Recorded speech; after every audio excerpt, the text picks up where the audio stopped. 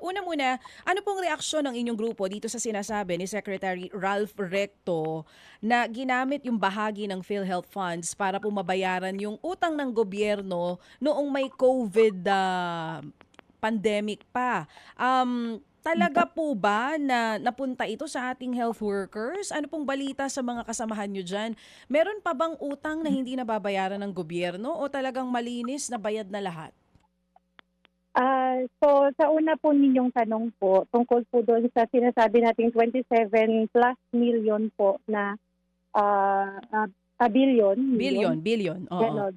billion na sinabi po ni Senator Ralph Recto na kinuha doon po sa pondo, yun sa funds na 60 billion ng PhilHealth na pinambayad po sa allowances, sa health emergency allowances po ng mga health workers sa panahon ng COVID. Ang pinakamalaki po kasi nating tanong din dyan na ibabalik sa kanila, bakit po doon kinuha?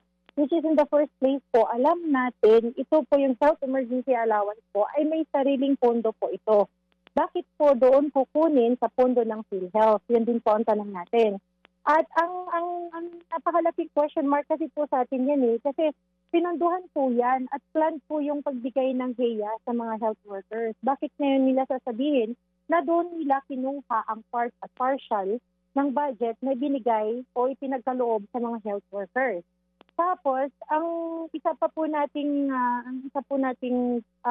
inaano po dito, hindi po transparent kasi ang Department of Health sa atin kung ilan po ang talagang total o number of health workers ang nakatanggap na talaga ng health emergency allowance na pinag-uusapan natin. Kasi magpahanggang ngayon po, ang dami pa rin po na mga taga-LGUs, na mga kasama natin mga manggagawang pangkalusugan na nagme-message po sa ating page at nagtatanong po tungkol po sa health emergency allowances po nila. Kaya yun po yung isang question na bakit kung sasabihin nila na paid na lahat ng allowances ng mga health workers when it comes to HEA, bakit marami pa rin pong nagme-message sa atin na from local government unit na hindi pa rin po sila nakakatanggap. Mga kapatid, brothers and sisters, saan ka pa? Dito na tayo sa totoo. Dito na tayo sa True FM. Mga kapatid, mag-subscribe and follow po kayo sa social media accounts ng True Network PH. Yan po kami. Hanapin nyo lang True Network PH, Facebook, Instagram, YouTube, TikTok, and podcast.